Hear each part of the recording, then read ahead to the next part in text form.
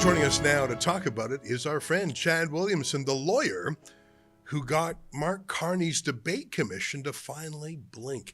Hey, Chad, thanks for joining us via Skype. I just took everybody through the back and forth. It was like a ping pong match, 9 letters going back and forth. And at the same time, we were preparing to go to court because, you know, who knows if they were negotiating in good faith or bad faith. But in the end, they did blink. I mean, unless there's another trick awaiting us, we will have 5 question askers in there, which is probably more than any other media company. Yeah, I mean, I when the 2021 debates, Ezra, were just one of the craziest things that I heard. I mean, after we got the injunction, I never thought that we were actually going to win that one. Once we got the injunction, I thought, well, you know, they're going to show up and there might be a couple questions here or there, but Rebels were relentless. And what my biggest takeaway from it was just how angry Justin Trudeau seemed that there was someone there that was actually putting tough questions to him. So this year we were prepared again.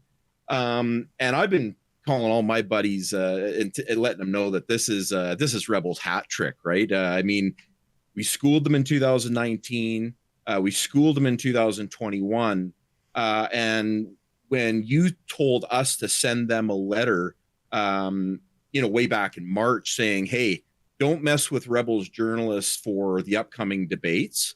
You got schooled twice. Don't make it a hat trick. It's kind of like Ezra telling a bully, like we brought a lawyer and he's got a bigger stick. This was another shocking result, right? I mean, all of a sudden, I'm happy to go through the chronology. It's kind of an interesting story. I think it was just a flurry of communication back and forth. I think the further that we got into the process, and I sent you a message on this, it was like we were peeling an onion, and the more that we peeled, the more it started to stink, and then they smelled it. And I think that's what won the day on this one. You know, a lot of people say, I'll sue you, I'll take you to court. But when push comes to shove, they don't. Because first of all, suing is expensive. It's quite risky. I mean, you often lose. And you're outgunned. I mean, there's another saying, you can't fight City Hall. And what that means is the government has got all the angles covered. And they have unlimited resources. I mean, the Debates Commission has spent literally millions of dollars. And it feels like they're obsessed with Rebel News. Like it really is targeting us. And I think the fact that we beat them in 2019, that we beat them in 2021, they know that we're not faking it when we say we'll see you in court. And they know at least twice now, judges have agreed with us. And I think you go back to that. If they had decided to fight us and gone back to the federal court again, I think there's a real chance that the judges would have been furious with them. Yeah, and I think that's why I mean we had expected this, and obviously we've been doing work with Rebel News for a very long time now, and we expected this to happen. We thought, well, they couldn't get us in 2019, they couldn't keep us out in 2021.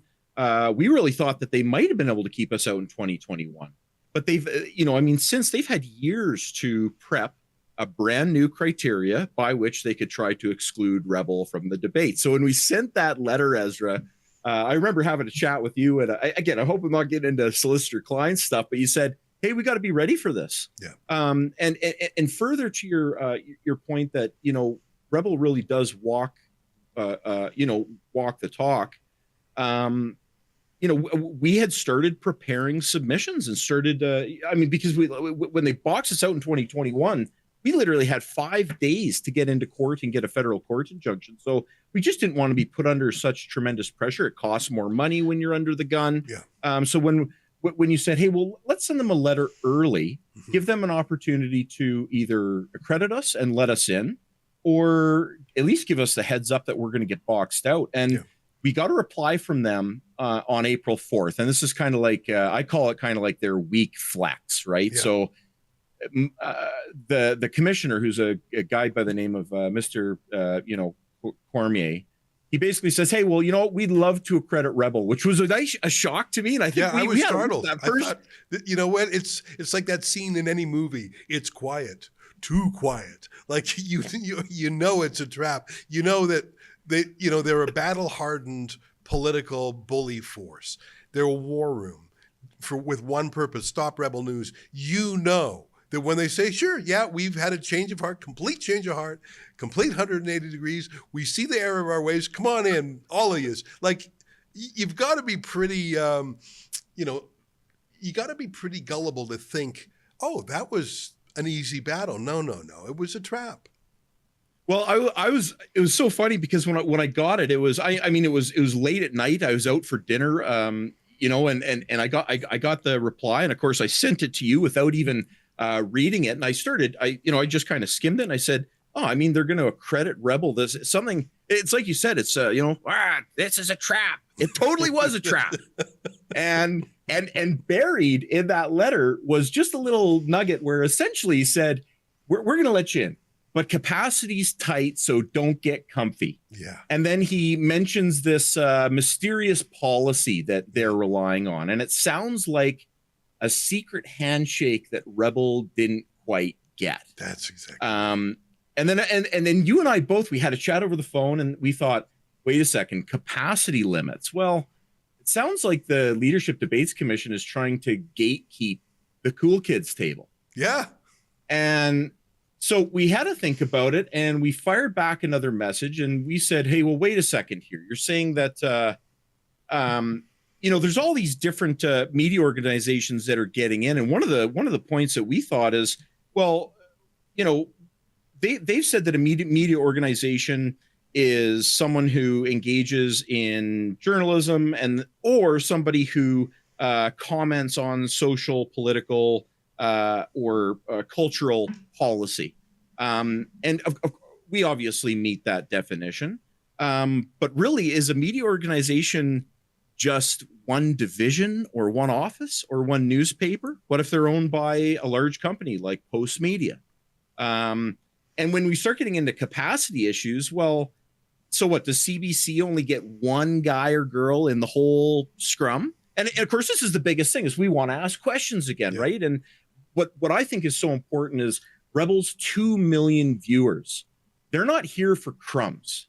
We want to be able to ask questions, and Rebel represents a significant portion of the Canadian population who needs to have their voices heard during this election. So, does Rebel only get one crumb from the table when CBC's having the whole feast and we get left from what's over? So we wrote another letter, and we basically demanded fairness and said, hey, you got to define what a media organization is. And it's kind of like the Leadership Debates Commission gave CBC a VIP pass and handed Rebel like a bus ticket to nowhere, basically. And here's the thing, and I've been fighting for accreditation for really 10 years or almost 10 years now. And it always comes down to the same thing. Can our haters, especially in government, can they craft a policy that targets Rebel News but doesn't also screen out their own team? And 10 years I've been in this business, and I have yet to see a policy that can push us out but keep them in. Are we Canadian owned? Of course we are. I own Rebel News. Do we do independent journalism? Of course we do. I'd say we're the most independent because we actually don't take any money from the government. Not that any's offered. Do we, criticize every party? Yes, we do. I'm trying to think of are we political? Sure. So is everyone. You tell me the Toronto Star, they actually have hardwired into their bylaws something called the Atkinson principles. Google it. You'll see that the Toronto Star, by its very corporate structure, must be a hard left wing. In fact, they believe in the nationalization of the means of production. They're actually, if you take their bylaws seriously, they're a communist newspaper. I don't know if I would go that far, but I would say they're certainly socialist. My point is, anything you try to use to keep Rebel News out, you're going to get some of their friends. I remember in the case you represented us in 2021, when the government said the CBC is not political. I think the judge, if I remember, Judge Heenahan, I think she actually made a public comment scoffing at that. You know, I think she said something like "says you" or something. Like there's no way you can craft a policy to keep Rebel News out without also kicking out the CBC or the Toronto Star, etc. And by the way, I don't want them kicked out. I just want to be able to go in the main door, not the servants' entrance. Well, what's so funny is that they have enlisted one of the largest law firms in the country, and I would guess maybe hundreds of thousands of dollars. I don't know if you remember in 2021, I think there was 9 lawyers on the other side involved in that case, and on my side it was just myself and one of my associates. So I mean, it was really, really unfair. They had 2 years to prepare. Yeah. They dumped the rejection on us on the Thursday, I think, right before, and then I think wasn't the debate on Tuesday or Wednesday or something. Like, we had 5 days. They had 2 years. And it's kind of like, trying to get the circle through the square, right? I mean, it's so tough.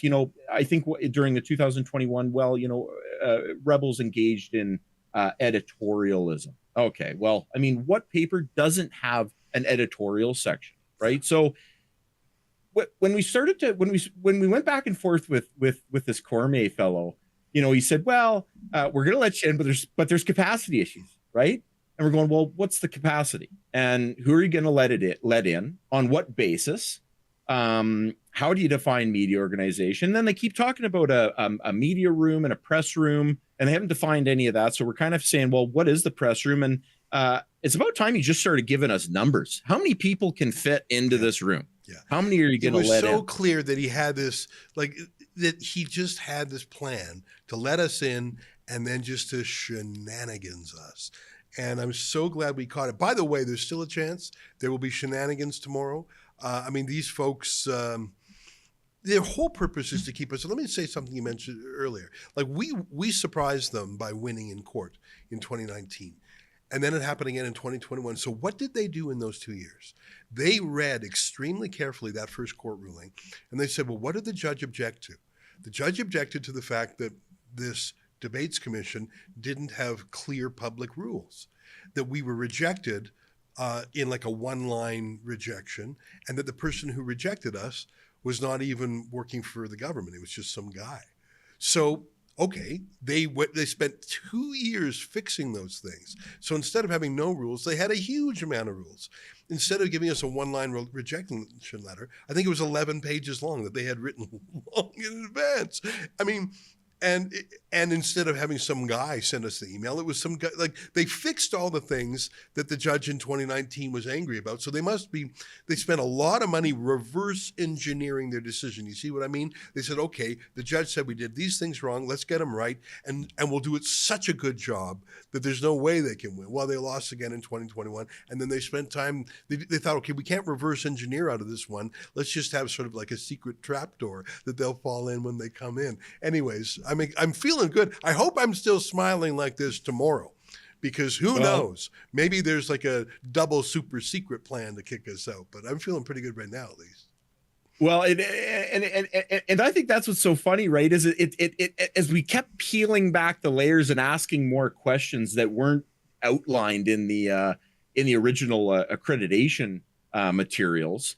They started kind of saying, well, we've decided that CBC and Radio Canada, as well as Post Media and all their newspapers, they're all independent news organizations. But Rebel is just one news organization, despite the fact that we've got an Ontario division, we've got Rebel Canada, Rebel Australia, we've got the Prairies, Sheila's helping out there, and then we've got Drea out rocking the West Coast division. Rebels really got a whole schwack of divisions too. So if you're going to apply this, this kind of bizarre distinction between Post Media and all their papers, and then say, well, Rebels just one organization, I kind of thought, 5 divisions and one voice, like the Leadership Debates Commission's math is almost as bad as a Trudeau budget, right? So we go back at them and we say, okay, look, we've got, we're not, if we're one outfit and all these other guys get multiple other ones because reasons, but you've claimed that there's, in an earlier letter, you said there's no cap to the amount of people that can go on the scrum. But then later he says, well, the room's only got 135 people and 60 plus are in. I'm kind of thinking, oh my God, like the math is still drunk on this. Yeah. So on April 10th, we send one final demand letter, Ezra, and we basically say 5 divisions. We want all of them in. We want one reporter and one journalist for each of the 5 divisions. The same as you're giving to everybody else by admission. We want that by basically 2:00 on the 11th, or we're going to go ahead with the injunction. And that was on the Fridays. We called out their sham rules, the trapdoor, the secret criteria. And the biggest thing was this capacity circus where the numbers didn't add up. And now we're seeing all this capriciousness and arbitrariness. This affects the charter rights of 2 million people right before an election. And we sent a letter so spicy, Ezra, and I'm sure people can see this online. I think it's a masterpiece. It could make you did Trudeau a great job. Cry. I think you exhausted them, frankly. I think by the time, it went back and forth 9 times. I counted. And we put all 9 letters at leadersdebate.ca. I think that they thought they could hornswoggle you. I think they knew they couldn't hornswoggle the courts. I feel pretty good about it. And this is what I said in my monologue earlier. We had one other journalistic organization with us in 2019, that was True North. By 2021, we were by ourselves, and we're by ourselves again today. And we've incurred all these costs and this burden, and it's benefited us, absolutely. But it's also benefited everyone else, because our trailblazing for freedom is the reason why Western Standard and Juno and Countersignal and Epoch Times and all the other independent media, which I love, by the way. I support and subscribe to all of those that I've just listed. I'm not jealous, even though we're friendly competitors. I think Canada is so much better with this many citizen journalists. But Rebel News is always there in court with the fight. And maybe it's because I'm a former lawyer. It's maybe because I have less of an aversion to conflict. I think it's mainly because of our supporters. They support this kind of thing.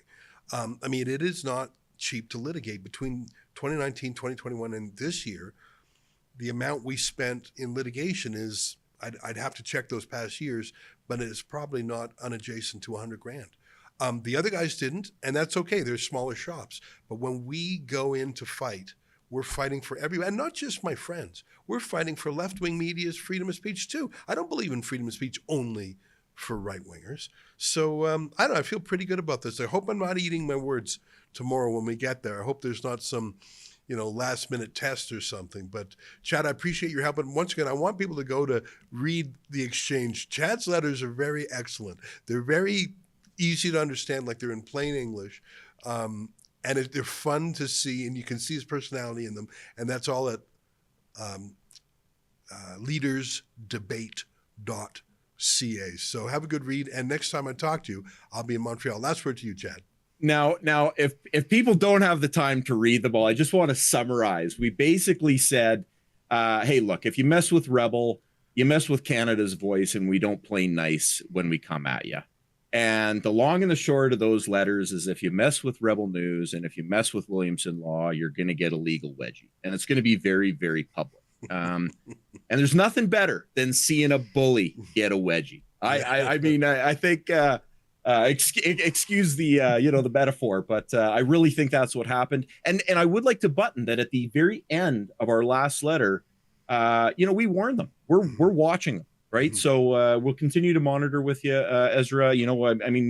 We always anticipate some shenanigans and some trickery, but this year I really don't think that they wanted to go before the court and get a hat trick. That would have been great for us, but it would have been expensive. And I just hope that you guys have some great questions prepared, and that you push your way to the front of that scrum and put questions to these politicians that they deserve. You guys are some of the only folks, other than some of the other independent media, that actually put real questions that are important to Canadians to these people that are going to be running the country. And it would be a shame if that wasn't able to happen. So thanks for the opportunity to, again, help you guys get a great victory. A lot of these things go kind of unseen, and the hard work and the letters, I hope people get a chuckle out of that. I'm I'm a sort of a sarcastic guy, and I'm you know I like to practice with a little bit of humor. Hope that comes through in the letters, and I hope people get a charge out of that. And give my best to the entire team tomorrow, and tell them to stay vigilant and rock and roll. It'll be an interesting couple days.